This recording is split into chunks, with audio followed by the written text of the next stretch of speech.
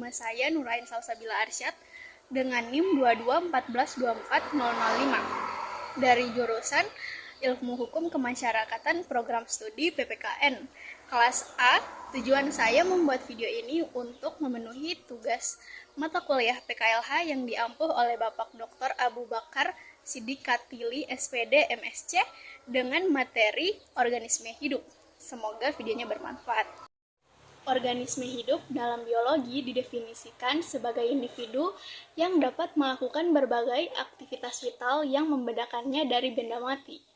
Salah satu ciri utama dari organisme adalah kemampuannya untuk melakukan metabolisme. Metabolisme adalah serangkaian reaksi kimia dalam tubuh organisme yang memungkinkan mereka untuk mengubah makanan menjadi energi. Organisme mengalami perubahan seiring waktu, mulai dari tahap awal hingga mencapai bentuk dewasa. Dalam proses ini, mereka tidak hanya bertambah besar, tetapi juga mengalami diferensiasi seluler, di mana sel-sel menjadi lebih khusus dalam fungsi mereka.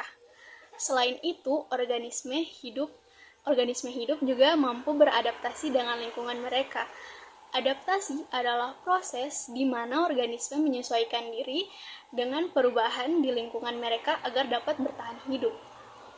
Jadi, secara keseluruhan, organisme hidup menunjukkan kompleksitas dan keanekaragaman yang luar biasa dalam cara mereka berfungsi dan berinteraksi dengan lingkungan mereka. Berikut adalah 7 organisme hidup beserta penjelasan singkatnya. Yang pertama, makan. Organisme hidup memerlukan makanan sebagai sumber energi untuk menjalankan berbagai aktivitas.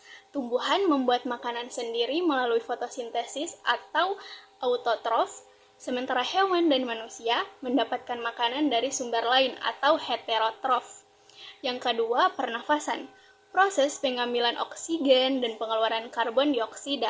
Ini penting untuk menghasilkan energi yang diperlukan untuk aktivitas kehidupan. Contohnya, manusia bernapas menggunakan paru-paru, sedangkan ikan menggunakan insang. Yang ketiga, mengeluarkan kotoran. Proses ekskresi adalah cara organisme mengeluarkan zat sisa dari tubuh setelah metabolisme. Contohnya, manusia mengeluarkan urin dan karbon dioksida, sedangkan tumbuhan mengeluarkan oksigen. Yang keempat, pertumbuhan. Semua makhluk hidup mengalami pertumbuhan, yaitu peningkatan ukuran dan massa tubuh seiring waktu. Contohnya, bayi manusia tumbuh menjadi anak-anak dan kemudian menjadi dewasa. Dan yang kelima, beradaptasi. Organisme memiliki kemampuan untuk beradaptasi dengan lingkungan mereka agar dapat bertahan hidup.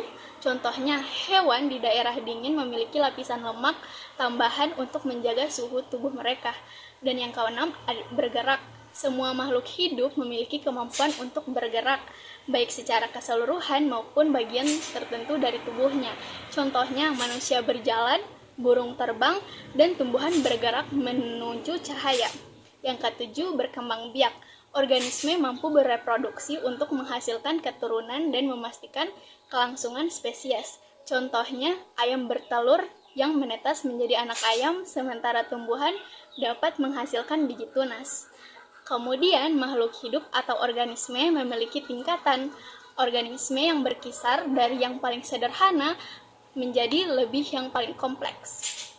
Berikut adalah penjelasan singkat tentang tingkatan tersebut. Yang pertama, molekul. Molekul adalah unit terkecil yang membentuk kehidupan, terdiri dari atom-atom yang terikat bersama. Contohnya DNA, protein, dan lipid. Yang kedua, sel. Sel adalah unit dasar kehidupan yang dapat berdiri sendiri. Semua makhluk hidup tersusun atas satu atau lebih sel. Contohnya, sel hewan dan sel tumbuhan. Yang ketiga, jaringan. Jaringan adalah kumpulan sel sejenis yang bekerja sama untuk menjalankan fungsi tertentu. Contohnya, jaringan otot pada hewan dan jaringan epidermis pada tumbuhan. Yang keempat, organ. Organ terbentuk dari beberapa jenis jaringan yang bekerja sama untuk melakukan fungsi tertentu. Contohnya, jantung pada hewan dan akar pada tumbuhan. Yang kelima, sistem organ. Sistem organ adalah kumpulan organ yang saling berinteraksi untuk menjalankan fungsi kompleks dalam tubuh. Contohnya, sistem pencernaan dan sistem pernapasan pada hewan. Yang keenam, ada individu atau organisme. Individu adalah makhluk hidup tunggal yang terdiri dari berbagai macam sistem organ yang bekerja sama, contohnya manusia, kucing, dan pohon. Yang ketujuh, populasi. Populasi adalah kumpulan individu dari spesies yang sama, yang hidup di area tertentu pada waktu tertentu. Contohnya, sekelompok ikan di danau atau kawanan gajah di hutan. Yang ke-8, komunitas. Komunitas adalah kumpulan berbagai populasi spesies yang hidup bersama dalam suatu wilayah tertentu dan berinteraksi satu sama lainnya. Yang ke-9, ekosistem. Ekosistem mencakup komunitas organisme hidup dan lingkungan fisiknya, termasuk faktor abiotik seperti tanah dan air. Yang ke-10, bioma. Bioma adalah kawasan besar dengan karakteristik iklim dan ekosistem tertentu, seperti hutan hujan tropis atau padang rumput. Yang ke-11 atau yang terakhir ada biosfer. Biosfer mencakup seluruh ekosistem di bumi, termasuk semua makhluk hidup dan lingkungan tempat mereka tinggal. Tingkatan ini menunjukkan bagaimana kehidupan terorganisir dari unit terkecil hingga keseluruhan sistem kompleks di bumi. Dengan setiap tingkatan memiliki peran penting dalam menjaga keseimbangan ekosistem. Terima kasih.